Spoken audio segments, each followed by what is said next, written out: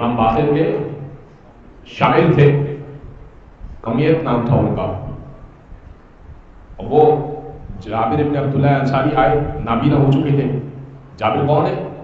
عن جابر ابن عبداللہ الانصاری عن فاطمہ الزہرا. حدیث قصہ کے راوی جابر، پہلے قبر امام حسین کے زائر جابر بہت پرانے صحابی رسول اور آخری بچے ہوئے صحابی میں سے جابر شامل. تو پانچویں امام کا دیدار کیا جس صحابی رسول نے، وہ جابر. یعنی آخری وقت میں ان کی تو حالت یہ تھی کہ سنائی بھی بہت کم دیتا تھا، دکھائی نہیں دیا کرتا تھا، بڑھاپا اپنے عروج پر تھا. تو جابر کہنے لگے، امام باقر کے پاس آئے، بہار کی یہ روایت ہے، علامہ مجلسی نے اسے نقل کیا. کہنے لگے کہ فرزند رسول کچھ عطا کیجیے کہ بڑا تنگدست ہوں.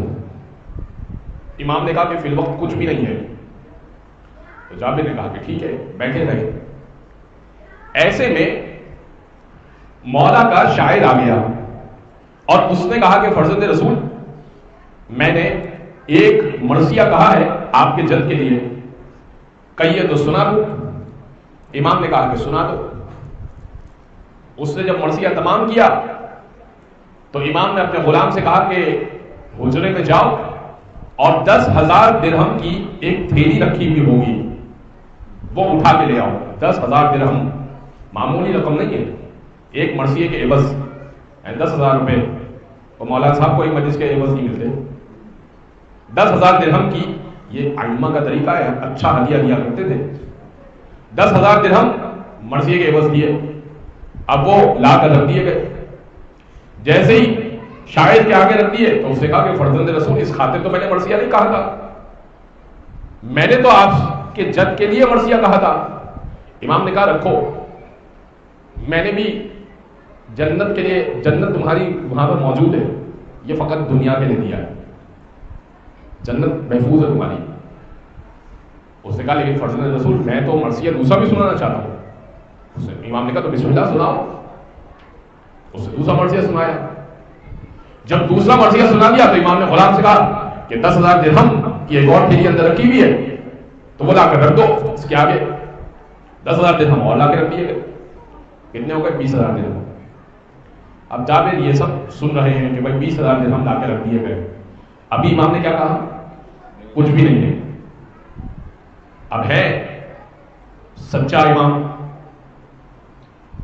اور شاعر کو دے رہا ہے 20,000 درہم اور مجھے 20 درہم بھی نہیں دے رہا. تو شاعر نے کہا کہ فرزند رسول تو مجھے تو تیسرا مرثیہ بھی سنانا ہے. تو امام نے کہا تو سناؤ.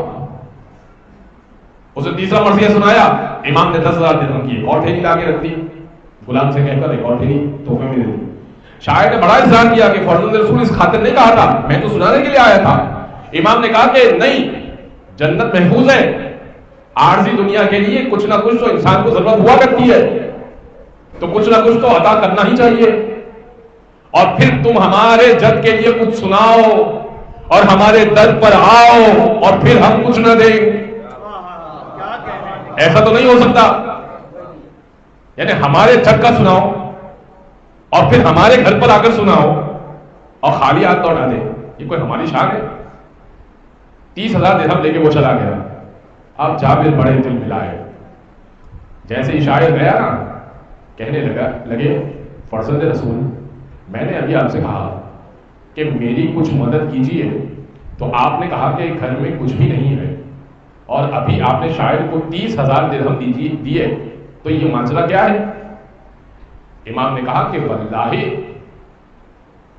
وہ کچھ بھی جو دیا وہ موجود نہیں تھا، بلکہ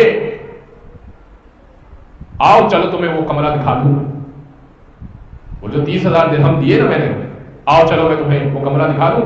وہ شاعر کے لیے ہی تھے، وہ مدد کے لیے نہیں تھے، وہ شاعر کے لیے ہی تھے. اور جابر کو وہ کمرہ ہاتھ پکڑ کے امام نے دکھا دیا، ٹٹولوا دیا. تو جابر دل میں سوچنے لگے کہ ہاں وہ 30,000 درہم تھے تو مرثیہ سنانے کے لیے ملنے والے تھے، اگر ہم بھی سناتے تو شاید ہمیں مل جاتے. امام نے ایسے میں ایک چیز جابر کے ہاتھ میں دی اور کہا کہ کھینچو اسے. تو جابر نے کھینچنا شروع کی. کہا جابر کیا محسوس کر رہے ہو؟ ہے نابینا؟ ہے تو جزر ہے نابینا. جابر نے کھینچنا شروع کی. کہا جابر کیا محسوس کر رہے ہو؟ اب دیوار کے کونے سے، دیوار کے نچلے حصے سے جابر کچھ کھینچ رہے ہیں. کہا جابر کیا محسوس کر رہے ہو؟ کہا فرزند رسول ایسا محسوس کر رہا ہوں کہ یہ اونٹ کی مہار ہے، اونٹ کی مہار ہے جو میں کھینچ رہا ہوں، کوئی اونٹ آ رہا ہے. کہا کھینچو. کھینچا تو اب کہا کہ جابر اب محسوس کرو. جابر نے ہاتھ لگایا تو وہ میٹل کا تھا. کہا جابر یہ واقعتاً اونٹ ہے لیکن یہ سونے کا اونٹ ہے. اللہ نے زمین کے نیچے جتنا سونا رکھا ہوا ہے نا اسے ہماری دست قدرت میں دیا ہے اور اس کی مہاریں ہمارے ہاتھوں میں دی ہوئی ہیں. چاہے تو سارا سونا مہار سمیت اونٹ بنا کر تمہارے ہاتھوں میں تمہارے حوالے کر دیں.